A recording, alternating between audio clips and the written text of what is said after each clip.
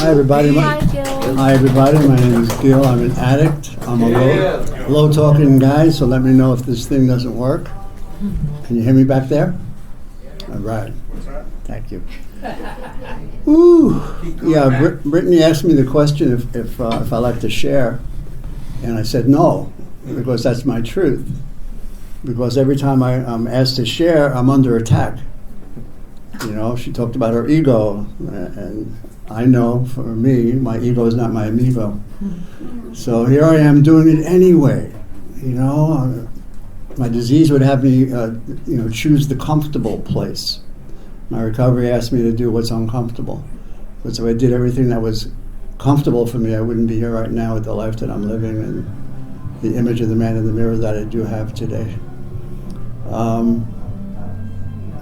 Some things on my heart to do, and I'm going to do it. So I saw this done, and it was very inspired. You know, I'm looking at the room full of miracles, you know, and I wasn't really in touch with that in my early recovery, or God's plan, God period, or anything like that. But I saw this done, and it really impressed me. So what the person up in the front asked the room, like I'm going to ask you, is if we can all close our eyes for a minute and consider our last week using and what that felt like. And consider, for me, when I had to yell into the air, God, help me. I can't do this. So now I'm going to open my eyes and look around and see where that request brought me. So I've had a higher power in my life forever. You know, I remember in my early recovery, I would have to, because I mimicked a lot of stuff. Invite higher power in, so you get the power that's greater than you. And I've come to know that my higher power is already in me, and my job is to recognize it and stop turning my back to it. I've been inspired. I want to, first of all, let me just, any and all committee members that are here, I want to thank you for all the efforts that you are doing to put this all together, because it's a hit. It's working. I've been inspired. You know, speaker after speaker has touched my heart. Because I have a heart that can be touched today. I moved away from my self-obsession a bit over these years through the 12-step process, that I can actually be open to be touched. My aim and my purpose and my space in this world is to be of love. You know, have connection. The disease of addiction is about separation, and recovery is about connection. So I'm going to get to 10, 11, and 12. You see, I come from Brooklyn, New York. And in Brooklyn, if you don't share on the topic, then there's 5 guys outside the meeting place to tell me how I didn't share on the topic. So just as a habit, I'll get to it. But what's also on my heart to talk about is the last 5 years of my recovery, the pandemic time, I got introduced to meditation for the first time.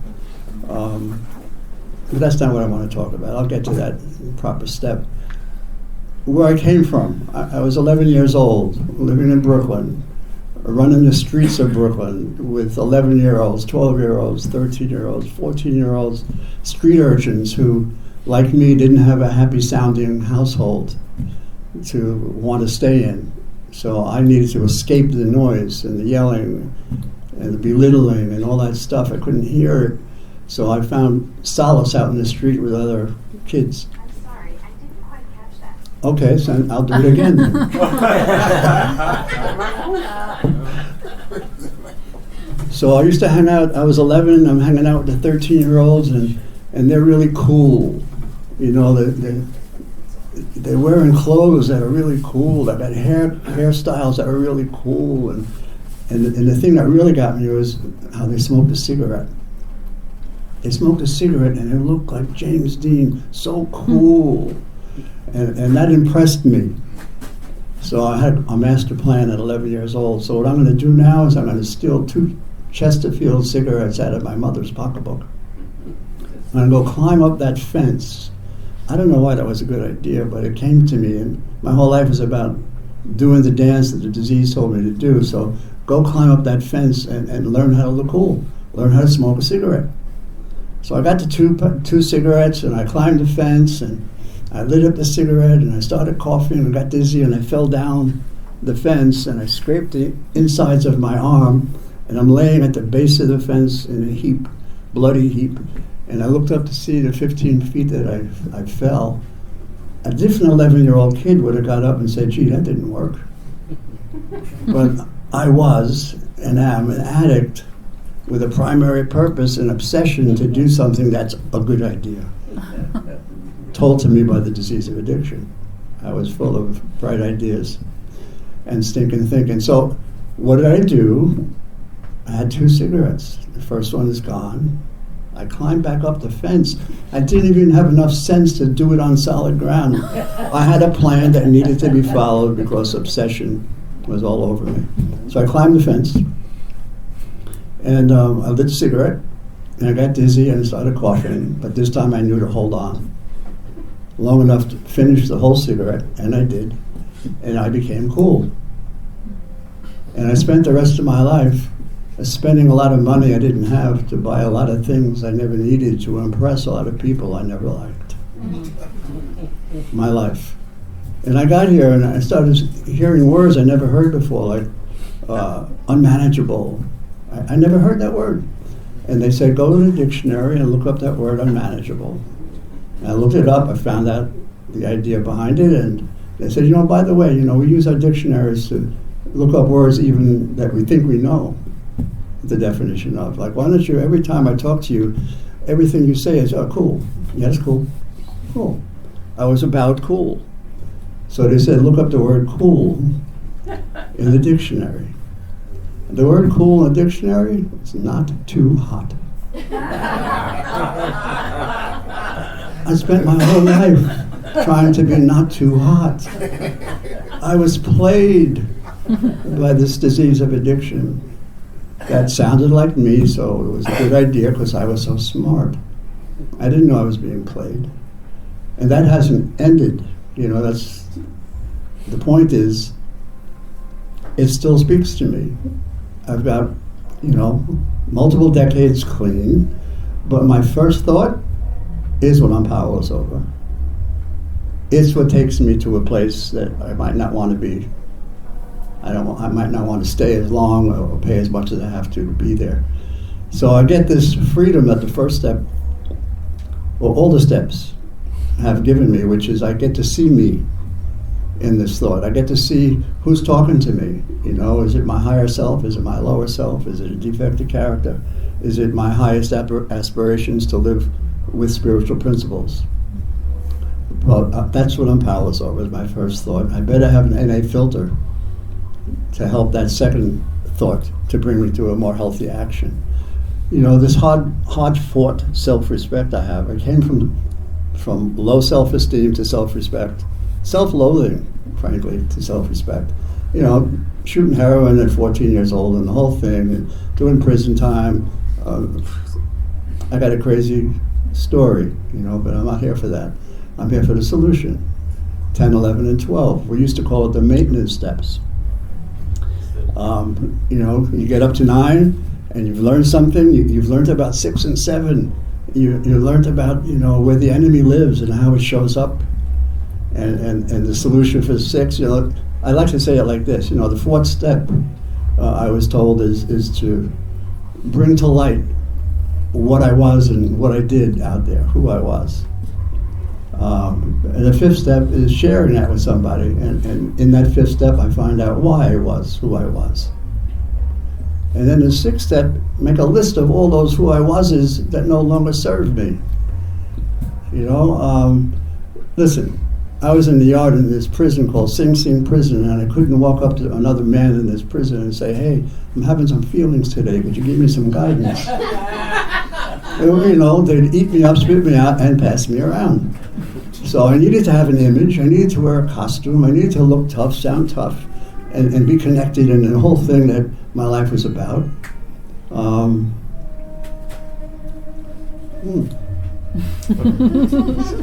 Sorry. I have a music soul, so I got lifted there. Aging and recovery. If I pause, I lose my thought. I describe this memory that I'm now having as I still have my Rolodex, but I lost the alphabet. So I have to thumb through it a lot longer than the usual. Anyway, so forgot my point, and it's okay. Sing. I missed that. Step 7. Step 7, yeah. Step 7 was a solution. Thank you. The solution that I can use to address those things that are trying to take me down. Now I know. Thank you. The 6th step is a list of things that used to save my life. I talked about wearing a costume and looking tough, sounding tough, lying about how I really feel was my survival skill. I couldn't tell a lot of people what I felt. And those defects of character saved my life out there, survival skills we call them, and in here they can kill me. They could either get me to use or keep my spirit dead, like it was for a long time. So I have a 7th step that I learned. I can't just say, God, help me with this particular problem. Let's say I have a gambling problem. God, help me with this gambling problem. I blew the rent again. And I can't do that with the expectation that that's going to be taken care of, like a genie in the bottle or Santa Claus. That my 7th step gives me a responsibility to take an action, do some lifting. My higher power will do the heavy lifting, and I'll do the light lifting. And the light lifting would look like this with this gambling problem: is stay the hell out of casinos. That's my job. And don't go for scratch-offs. That's my job. That's stuff I can do. And my higher power is the only thing that could, relieve me of the obsession to go to those places.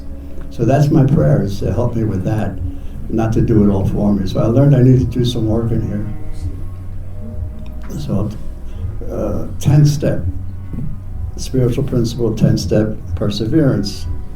And how I was taught about perseverance was my sponsor gave me the pamphlet, Living the Program. And he said, do this for 30 days. Full 30 days. It's a classic story. So, I got busy. The disease of addiction uses, it's such cunning, baffling, and insidious thing. When I sat down for my 4th step for the first time, I prayed for my honesty to happen, and I got ready, I thought, to start writing, and then I saw some dust on the floor, and I needed to be responsible and vacuum that floor. That's the disease of addiction in action. I really believed I wanted to do it, but it was more powerful than I was then. What was I saying? 10th step. So the 10th step, the pamphlet was given to me, and the assignment was given, do it for 30 days. And of course, on the 26th day, something stopped the rhythm. So I told my sponsor, and I said, I'll do it for 31 to make up for the day. And he says, no, we don't do that. We do 30 days straight is the assignment. So that took about 9 months. So I learned about perseverance.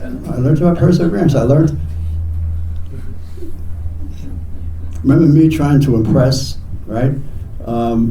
In this group I used to make on a meeting I made on Tuesday and Thursday, there was this guy who couldn't read or write, right? He's illiterate, and he's here.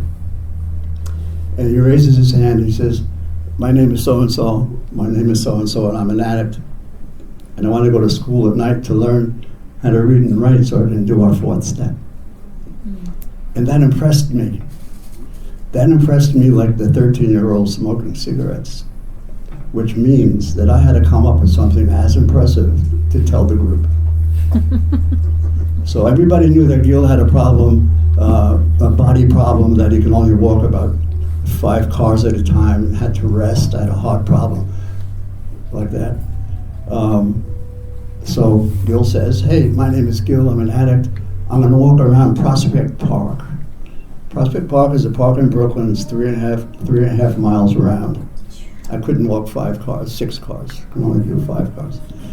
So that's it. I dropped it there, and everybody went, wow, what a great guy Gil is. What a courageous guy. And then a month or 2 later, I realized, a couple of people asked me how am I doing on the walk. And, oh, man, I got to let this front happen.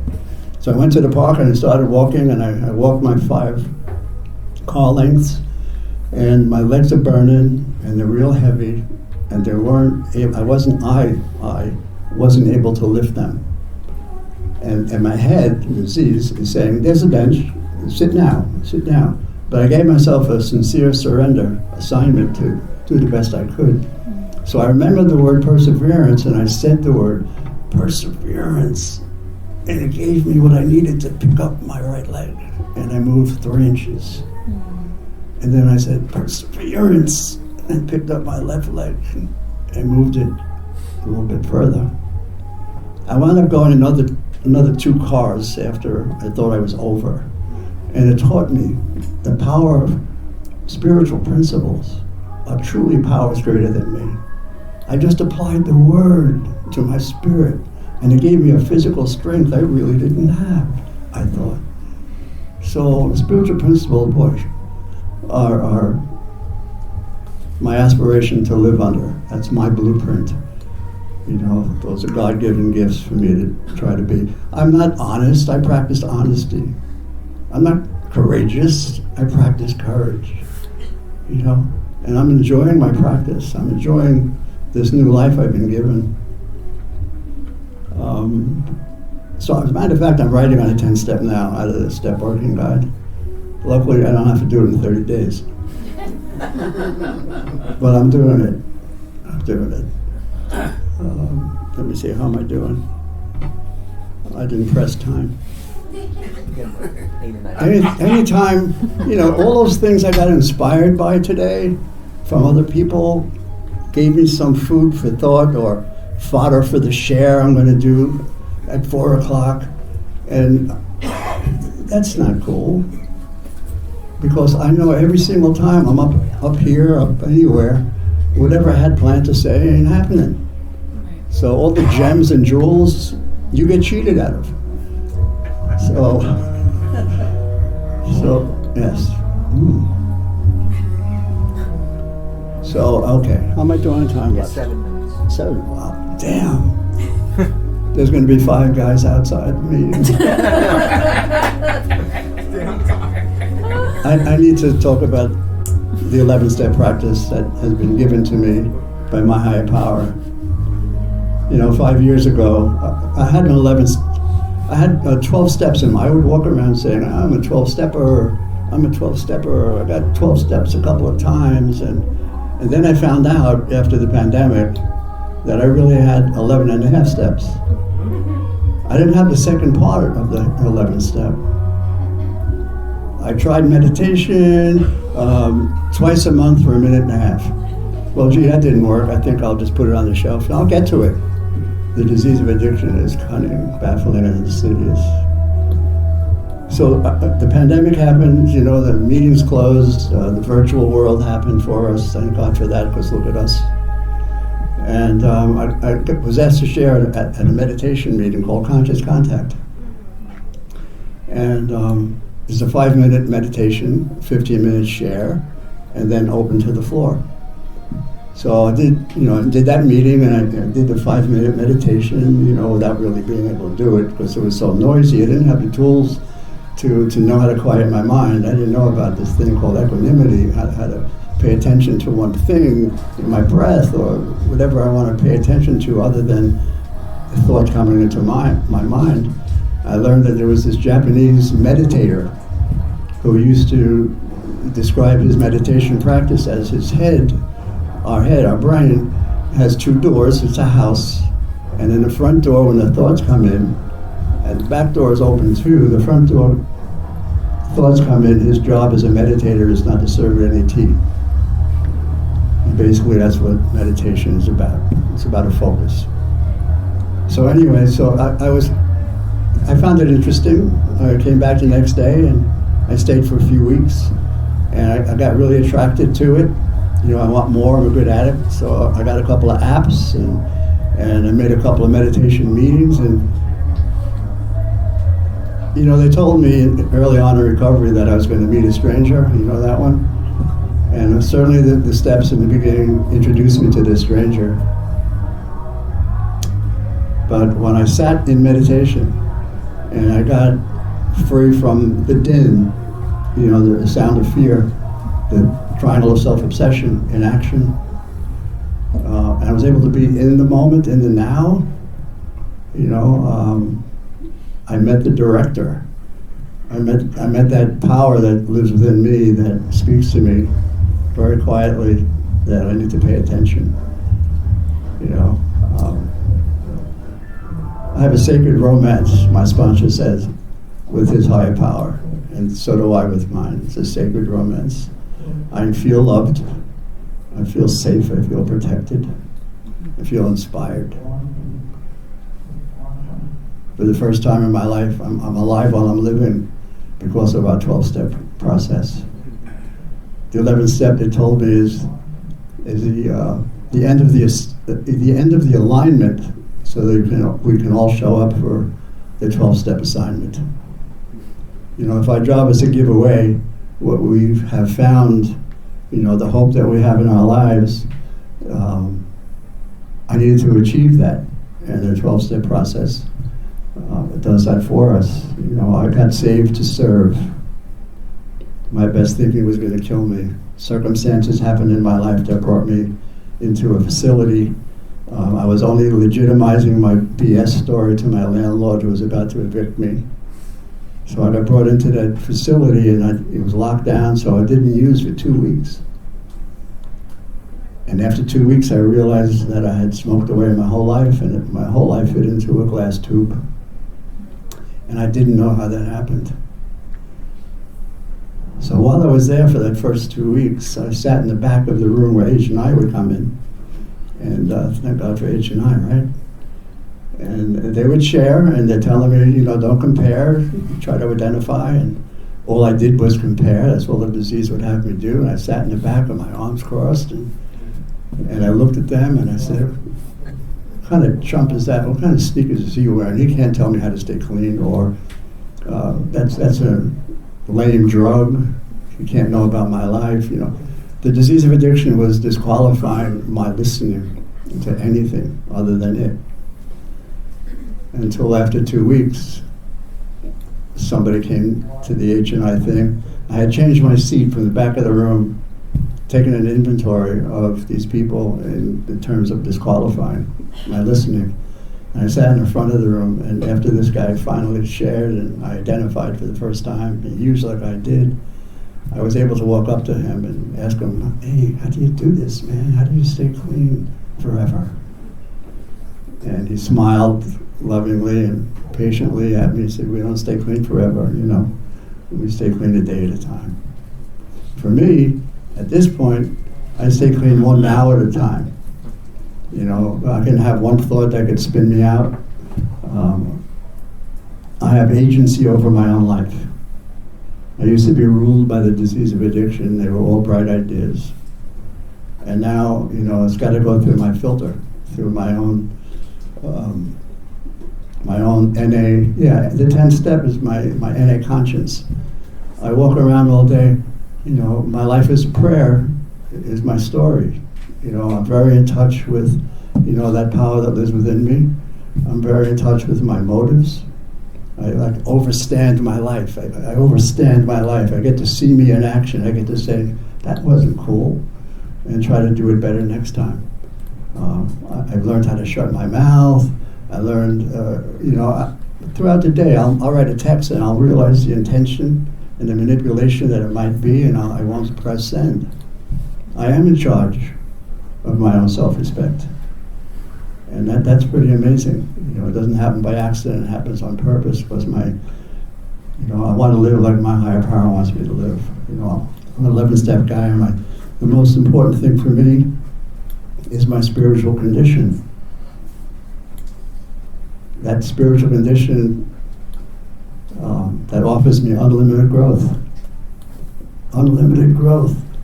I'm flying high now. I can only imagine if I keep doing what I'm doing, you know.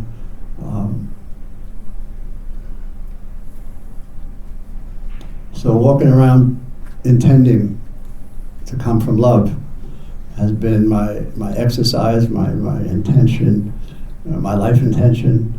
I picture it like there's two umbrellas. One umbrella is a love umbrella. The other umbrella is a fear umbrella. And under that fear umbrella, we'll find comparison, we'll find judgmentalism, stuff like that. Things that separate, like you said, things that separate. And under the love umbrella, we're going to have encouragement, compassion, forgiveness. Those things turn me on. Having power over somebody doesn't turn me on anymore. Touching a heart is important to me. Because the gift is in the giving, and you are all me.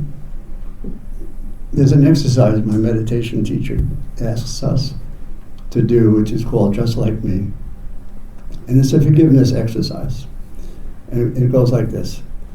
He asks us to close our eyes and to conjure up a face of somebody who we really are PO'd at. Someone, you know, flips our belly when we see them. And put that face in front of you and then look at that face and say, there's a person who has been hurt. And then you say, just like me. And then you say, there's a person who just wants some attention. And you say, just like me. And there's a few other things that are said to show the similarities we have instead of the differences, so that we can, if I love you, I'm loving me. That's what that's about. I got chills because that's my truth. And I'm living a life beyond my wildest dreams, to me means I never could have dreamt up I wanted to be this guy of love. But my life is soaring. My life is soaring. You know, I got here at 47. I'm 80 and a half. Yeah. Yeah. I have it. Please finish. Oh, my time seems to be up. So. That's a lie. You got more time. Yeah. Oh, trust me. Trust me. Anyway, I'm not going to go into that. I want to thank you all for being here to help me stay clean. And I love you. Love you.